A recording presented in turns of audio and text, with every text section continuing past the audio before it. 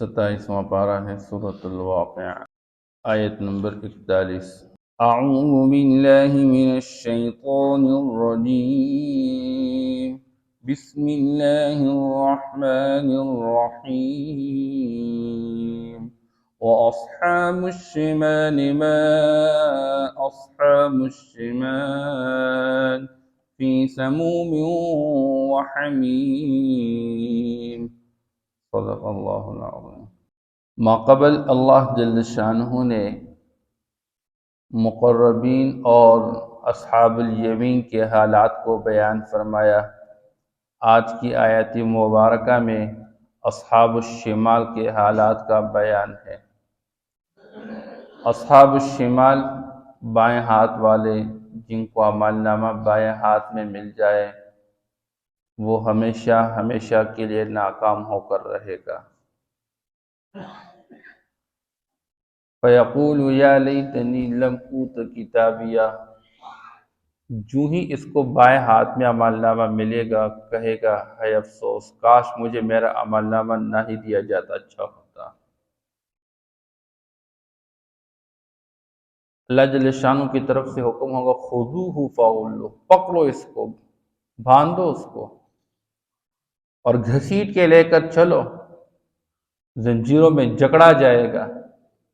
ثم الجحیم صلوہ، آگ کے اندر اس کو ڈال دو، حکم دیا جائے گا، یہ چیخیں مارے گا، آج کے دن مجھے میرے مال نے، میری قوت اور طاقت اور میری حکومت نے مجھے کوئی فائدہ نہیں دیا، سب کچھ برباد ہو گیا میرا۔ بہرحال جب جہنم کے اندر یہ ڈال دیا جائے گا فی سموم و حمیم، اللہ جل شانہ فرماتے ہیں یہ جہنم کے اندر تند و تیز ہوا میں ہوگا، وہ ہوا جو انسان کو لگ جائے اور جھلسا دینے والی ہوا، اس طرح کی ہوا جو دنیا کے اندر انسان پر لگ جائے، انسان کے یہ گردن کے پٹے کام چھوڑے اور انسان ہلاک و برباد ہو جائے۔ اس لیے عام طور پر گرم علاقوں کے اندر لوگ جب ہوا چلتی ہے تو اپنے سر پہ رومال ڈالتے ہیں۔ عام طور پر عرب کے اندر یہ مزاج پائے جاتے ہیں۔ ہم لوگ تو فیشن کے طور پر عرب کے نقل اتارنے کے لیے سر پہ رومال ڈالتے ہیں۔ یہ عرب فیشن کے طور پر نہیں، فیشن تو بعد کی چیز ہے، وہ پہلے نمبر پر اپنے گردن کو گرم ہوا سے چھپانے کے لیے رومال ڈالتے ہیں اور بعض اوقات کو گیلا کر کے ڈالتے ہیں۔ اس لیے یہ گردن کا مسح جو ہے اس میں بھی یہ فائدہ ہے۔ بہرحال اللہ جل شانہ فرماتے فی سموم، جیسے سن سٹروک کہا جاتا ہے، ایسی گرم ہوا ہوگی کہ انسان کے بدن کو جھلسا دے گی، جھلسا دینی والے ہوا میں ہوں گے۔ وہ حمیم، اور کھولتے ہوئے پانی میں ہوں گے، گرم جوشیلا پانی ہوگا۔ وَظِلٍّ مِّن یحموم، عام طور پر انسان کی عادت ہے جب کہیں پر گرم ہوا لگے، اس کو گرمی محسوس ہو جائے، یہ فوراً سائے کی طرف دوڑنے کی کوشش کرتا ہے۔ تو یہ جہنمی جہنم کی تپش اور گرمی سے بچنے کے لیے سائے کی طرف دوڑیں گے، ان کو سایہ جو ملے گا وہ دھوئیں کا سایہ ملے گا، اور دھواں بھی ایسا ہوگا، اللہ اکبر۔ اللہ جل شانہ ایک جگہ سورۃ المرسلات کے اندر بیان فرماتے ہیں کہ 3 شاخوں والی دھواں اس کے سائے کے اندر یہ بھاگیں گے، لیکن وہ سایہ بھی ایسا ہوگا لا بارد ولا کریم، کہ وہ نہ ٹھنڈا ہوگا نہ اس میں کوئی عزت ہوگی۔ ان کو اس سائے کے اندر، اس دھوئے کے اندر نہ کوئی راحت ملے گی، نہ ان کو کوئی ٹھنڈک ملے، بلکہ وہ اور بھی زیادہ گرم ہوگا۔ انہا ترمی بشرر کالقصر، سورۃ المرسلات کے اندر آتا ہے، اللہ جل شانہ فرماتے ہیں کہ محلات جیسے بڑی بڑی چنگاریاں وہ آگ ان پر پھینک دیں گے، تو ان کو آگ سے بچنا بھی نصیب نہیں ہوگا۔ بچنے کے لیے سائے کی طرف بھاگے تو دھوئیں کے سائے میں ہوں گے، لیکن اس کے اندر بھی تپش اور حرارت ہوگی، اس کے اندر ٹھنڈک کوئی نہیں ہوگی، اور پھر وہاں پر بھی ذلیل و خوار ہوں گے، عزت کوئی نہیں ملے گی۔ انہم کانوا قبل ذلک مترفین۔ اللہ فرماتے ہیں یہ جو ان کو اس طرح کے حالات کا سامنا کرنا ہوگا، اس کی بنیادی وجوہات کیا ہے؟ اللہ نے 3 وجوہات بیان فرمائے ہیں۔ پہلی وجہ اللہ فرماتے ہیں کہ یہ دنیا کے اندر پرتعیش زندگی کے اندر مبتلا تھے، عیش و عشرت کی زندگی میں مبتلا تھے۔ یہ اللہ کو بھول کے، یہ آخرت کو بھول کے، جنت اور جہنم کو بھول کے صرف دنیاوی جاہ و جلال، مال و دولت کو اپنی زندگی کا مطلوب اور مقصود بنا کے اسی کے پیچھے لگ کر پرتعیش زندگی گزارنے کے لیے ساری اپنی صلاحیتیں لگاتے رہتے تھے، تو ان کے اس پرتعیش زندگی میں رہنے کی وجہ سے، عیش و عشرت کے سامان میں رہنے کی وجہ سے یہ آخرت سے غافل ہو کر زندگی گزارتے تھے۔ آج اس کی وجہ سے یہ جہنم کی آگ میں ڈالے گئے ہیں۔ اس لیے انسان عیش و عشرت کی زندگی گزارے تو یہ مطلقاً حرام نہیں ہے، لیکن وہ عیش و عشرت کی زندگی کہ جو انسان کو آخرت سے غافل بنا دے، وہ مال و دولت جو انسان کو آخرت سے غافل بنا دے۔ اس لیے آپ صلی اللہ تعالی علیہ وسلم کی دعاؤں میں سے ایک دعا ہے، اللہم اجعل سریرتی خیر من علانیتی، اللہ میری باطنی زندگی کو ظاہری زندگی سے اچھی بنا دے، میری تنہائی کو میری مجلسوں سے اچھی بنا دے، وجعل علانیتی صالحہ، اور میری ظاہر کی زندگی کو اچھی بنا دے، نیک اور صالح بنا دے۔ اللہم انی اسألک من صالح ما تؤتی الناس من الاہل والمال والولد غیر ظالم ولا مضل۔ اللہ جو آپ لوگوں کو عطا فرماتے ہیں، میں ان میں سے آپ سے جو اچھی اور صالح چیزیں، نیک اور صالح، وہ اہل و عیال اور مال و دولت، اس کا سوال کرتا ہوں، غیر ظالم ولا مضل، لیکن نہ وہ خود گمراہ ہو نہ اوروں کو گمراہ کرنے والا۔ اللہ اولاد عطا فرما دے لیکن گمراہ نہ ہو نہ اوروں کو گمراہ کرنے والا، مال عطا فرما دے لیکن مجھے گمراہی پر نہ ڈالے۔ اس لیے اس مالداری کے شر سے پناہ مانگنی چاہیے جو مالداری انسان کو سرکشی پر ڈالے، جو مالداری انسان کو مسجد سے غافل کر دے، جو مالداری انسان کو اللہ سے غافل کر دے، جو مالداری انسان کو آخرت سے غافل کر دے۔ اس لیے آج دنیا کا انسان مالدار بننے کی تو کوشش کر رہا ہے، لیکن مالداری کے شر سے پناہ نہیں مانگ رہا ہے، جس کا نتیجہ یہ ہوتا ہے جب پیسہ نہیں ہوتا اللہ اللہ کر کے مسجد کے کونے میں بیٹھا رہتا ہے، مسجد کو چھوڑتا نہیں ہے، لیکن جب 2-4 پیسے آ جاتے ہیں تو پھر مسجد کی طرف دیکھتا بھی نہیں ہے۔ اور جی تھکاوٹ ہو گئی ہے، پورے دن کما چکا ہوں، پورے دن کاروبار کر چکا ہوں۔ جس اللہ نے کاروبار چلائے اس اللہ کو بھول جاتا ہے۔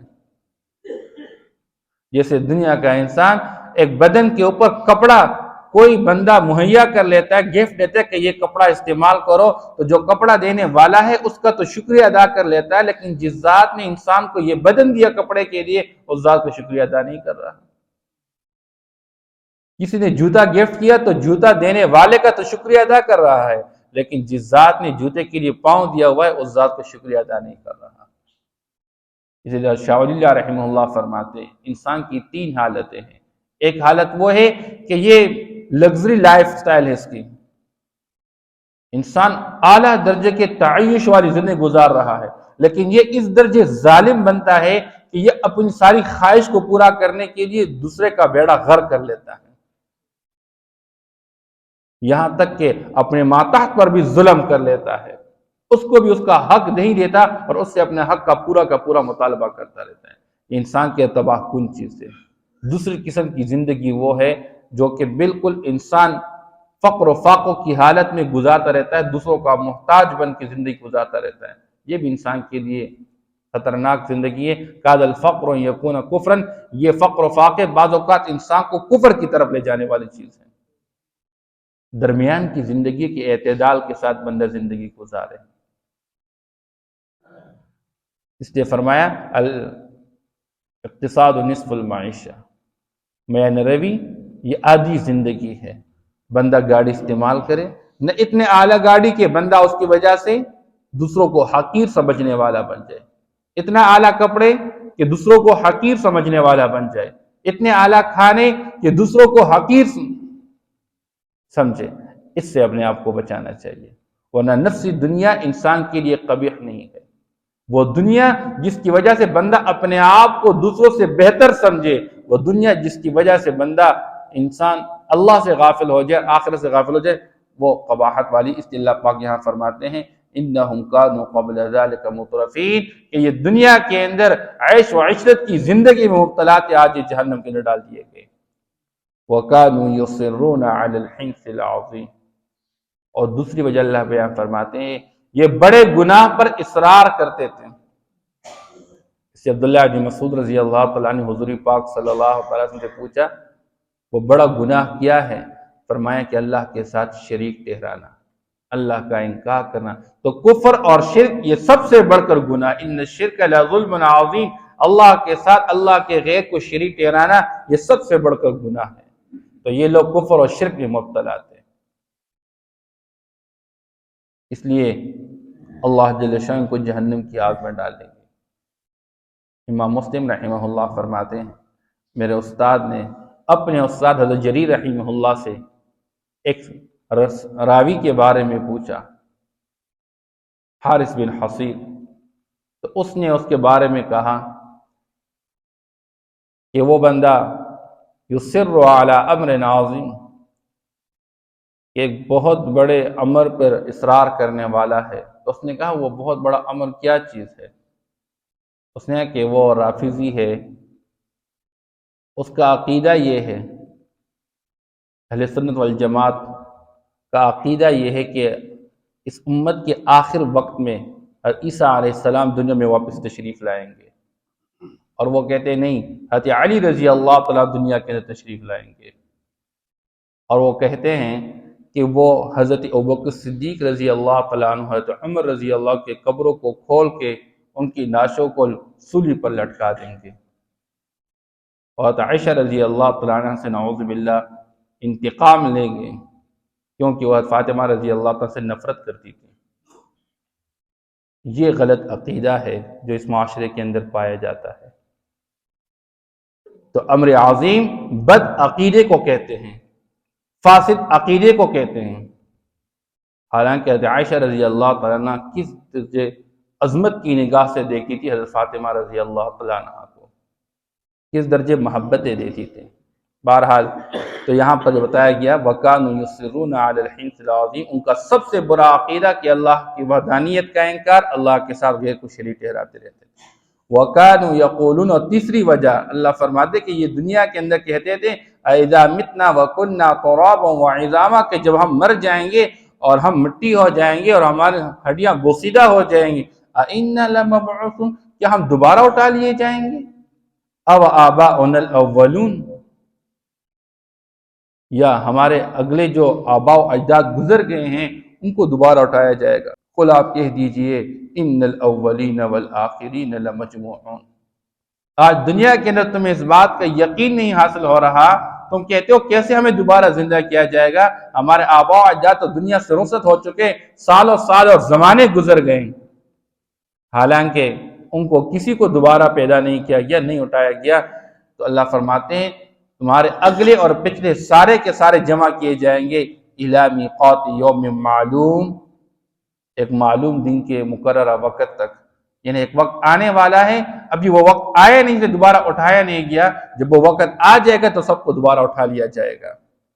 ثم انکم ایھا الضالون المکذبون، پھر اے راستے سے بھٹکنے والوں اور اے جھٹلانے والوں، لآکلون من شجر من زقوم، وہ دن جب آئے گا اور تمہیں جہنم کی آگ میں ڈال دیا جائے گا، تمہاری جب وہاں پر بھوک محسوس کی جائے گی تو اس بھوک کو مٹانے کے لیے تمہیں جو درخت کھلانے کے لیے دیا جائے گا وہ زقوم کا درخت ہوگا، تم اس درخت میں سے کھاؤ گے جو انتہائی کڑوا درخت ہے، جس کے اندر کانٹے ہوا کرتے ہیں، جو انسان آسانی کے ساتھ نگل نہیں سکتا ہے۔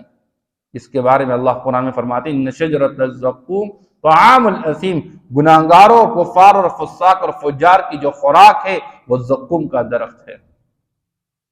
جب یہ نوالہ لے کے اور یہ نگلنے کی کوشش کریں گے، گلے میں پھنس جائے گا۔ اب اس کو نیچے اتارنے کے لیے پانی کا مطالبہ کریں گے۔ 40 سال بعد ان کو پانی کے بارے میں جب یہ مطالبہ کریں گے اور جواب دیا جائے گا، تو وہ 40 سال بعد جواب دینے کے بعد جب ان کو پانی دیا جائے گا، کون سا پانی؟ اللہ جل فرماتے ہیں فَمَالِئُونَ مِنْهَا الْبُطُونَ، تم تو اس درخت سے اپنے پیٹ کو بھرنے والے ہوں گے، پھر اس کے اوپر پانی پینے والے ہوں گے۔ کون سا پانی؟ من الحمیم، کھولتا ہوا پانی، جوش مارتا ہوا پانی، جس کو پینے کی وجہ سے اندر کی آنکھ کٹ کے وہ سارا نظام مایا ہو کے نکل جائے۔ فَشَارِبُونَ شُرْبَ الْحِیمِ، بس تم پیو گے پیاسے اونٹوں کی طرح۔ شرب الحیم، ہیم کا لفظ یہاں استعمال، عرب کے اندر ایک مزاج ہے، جہاں پر اونٹ کے ذریعے سامان لاد کیا جاتا ہے اور ایک جگہ سے دوسری جگہ منتقل کیا جاتے ہیں، اور جہاں موسم گرم ہو اور پانی کی قلت ہو، وہاں 5 دن بعد اونٹ کو پانی دیا جاتا ہے۔ تو اس طرح کا پیاسا اونٹ جو کہ پانی پی پی کے اس کا پیٹ بھرتا نہیں ہے، اس طرح تمہارا پیٹ بھرے گا نہیں اس پانی سے۔ اور یاہین کا ترجمہ کیا جاتا ہے ریت کے ساتھ، جس طرح ریت کے اوپر آپ پانی ڈالتے جائے وہ جذب کرتا جائے اور وہ بھرتا نہیں ہے، اسی طرح ان جہنمیوں کا پیٹ بھرے گا نہیں اس پانی سے۔ فَشَارِبُونَ شُرْبَ الْحِیمِ، تو یہ تم پینے والے ہوں گے پیاسے اونٹوں کی طرح۔ هَذَا نُزُلُهُمْ يَوْمَ الدِّینِ، اللہ استہزاء کے طور پر مذاق کرتے ہیں ان کے ساتھ۔ اللہ فرماتے ہیں یہ بدلے کے دن ان کی مہمان نوازی ہوگی۔ حالانکہ بندہ جب مہمان کی مہمان نوازی کرتا ہے تو یہ عرب کا مزاج ہے، یہ عرب کے مزاج کے طور پر جب کسی کو سخت تکلیف میں مبتلا کر دیتے کہتے یہ ان کا اکرام ہے، ان کی مہمان نوازی ہے۔ تو اللہ فرماتے ہیں یہ ان کی مہمان نوازی ہوگی قیامت کے دن۔ اللہ ہم سب کی حفاظت نصیب فرما دے۔ اس لیے اللہ سے مانگنا چاہیے اللہ ہمیں اصحاب الیمین میں بنا دے، اصحاب الشمال سے ہماری حفاظت فرما دے۔ وَأَصْحَابُ الشِّمَالِ، اور بائیں ہاتھ والے، ما اصحاب الشمال، اور کیا ہی برے لوگ ہیں بائیں ہاتھ والے، فی سموم وحمیم، تند و تیز ہواؤں میں اور کھولتا ہوا پانی میں ہوں گے، وظل من یحموم، اور دھوئیں کے سائے میں ہوں گے، لا بارد ولا کریم، جو کہ نہ ٹھنڈا ہوگا نہ عزت والا۔ انہم کانوا قبل ذلک مترفین، اور تھے یہ لوگ اس سے پہلے عیش و عشرت میں، وَكَانُوا يُصِرُّونَ عَلَى الْحِنثِ الْعَظِيمِ، اور اصرار کرتے تھے بڑے گناہ پر، وَكَانُوا يَقُولُونَ، اور کہتے رہتے تھے أَإِذَا مِتْنَا وَكُنَّا تُرَابًا وَعِظَامًا، کہ کیا جب ہم مر جائیں گے اور ہم مٹی ہو جائیں گے اور ہم بوسیدہ ہڈیاں ہو جائیں گے، أَإِنَّا لَمَبْعُوثُونَ، کیا ہم دوبارہ اٹھا لیے جائیں گے، أَوَآبَاؤُنَا الْأَوَّلُونَ، یا ہمارے اگلے آباء و اجداد۔